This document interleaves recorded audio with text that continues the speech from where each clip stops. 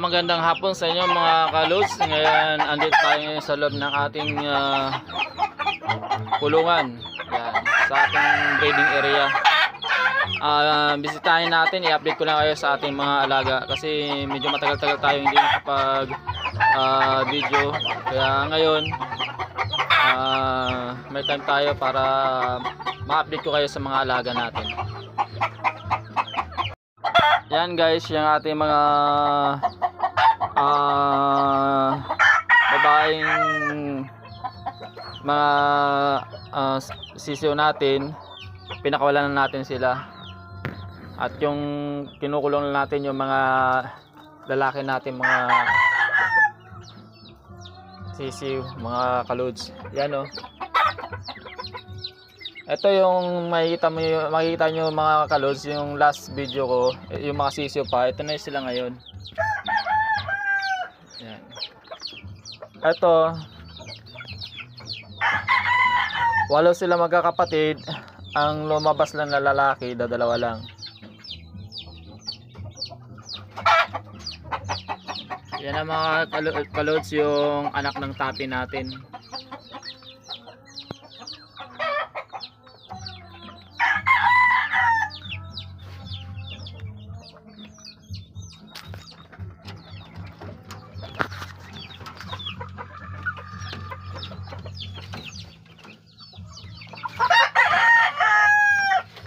Itong isa naman mga kalods, bigla siyang namayat.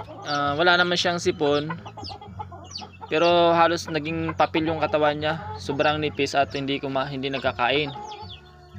Di ko alam, ginamot ko na siya ng ginamot, pero wala pa rin naging epekto sa kanya yung mga gamot. Kaya di ko na alam kung anong ipapainom pa sa kanya mga gamot, kaya kinulong ko siya ngayon. Ngayon ang pinapakain natin sa kanya, basta para madali niyang matunaw yung pagkain.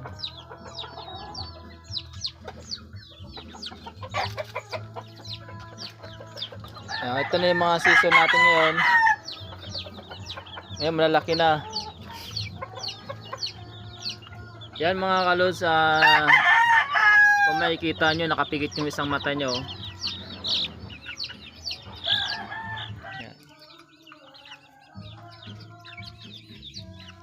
Mayroong sipon yung mata niya. Siguro 1 linggo ko na siya ginagamot, pero wala pa rin pagbabago. Ayan o. Kaya kung may alam kayo sa tamang gamot nito mga kalods, bigyan nyo naman ako ng idea para magapan natin itong mga pinapalaki natin itong mga lalaki. Yan, 5 sila, puro lalaki. Ito medyo malala yung nangyari sa kanya. Yan.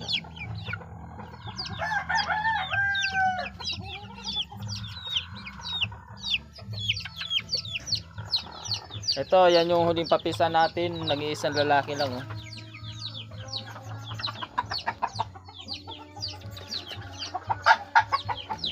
Ito na yung tapi natin. Nilabasan natin sa breeding area kasi mahina siya mga asawa. Yan. Yung napakakinis na ng balahibo niya. Ito yung 2 times winner natin na tapi. Di sinusugat ng ano yan, halos puro galos lang yung sugat niyan guys.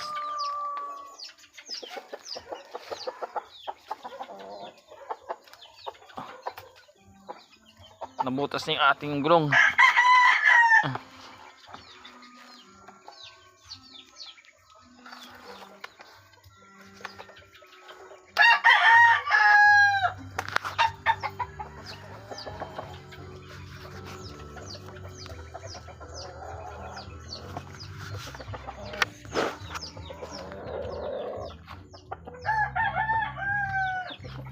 Yan yung anak ng tapi natin guys. Yung pinakita ko kanina sa kulungan. Yan yung isa sa mga kapatid niya.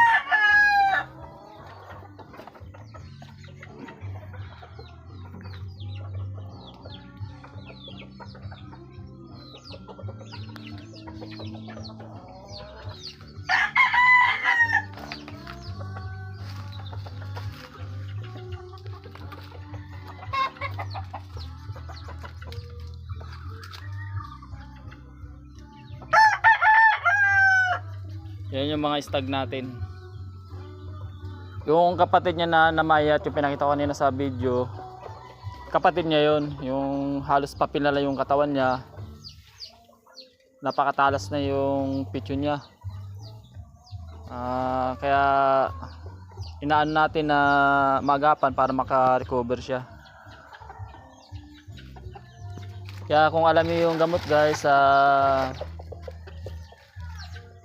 pakitulungan naman ako para magamot natin ng maayos yun.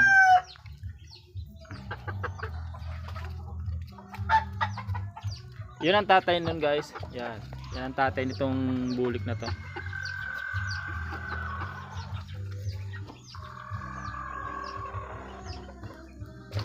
At yung dito sa breeding natin,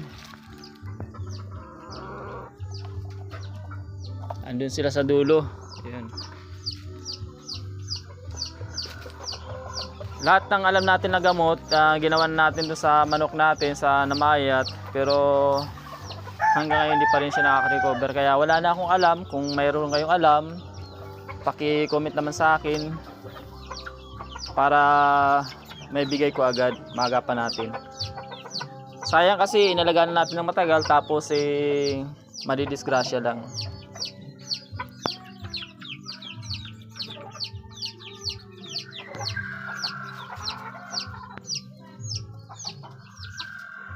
Ang tatay pala nitong mga manok ko mga kalos, yung nasa video ko rin na yung isa lang na brood ka ko, yun yung ninakaw.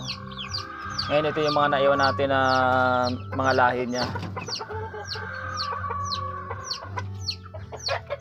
Yan, tsaka yan mga yan. Ayun. Yan ang mga lahi niya.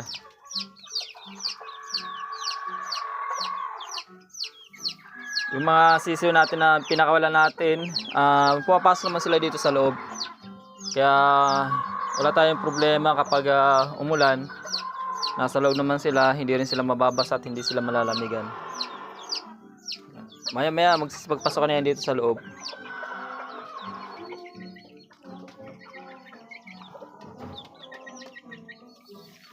Yun, hanggang dito na lang yung video natin at update ko na lang uli kayo sa mga susunod na video natin.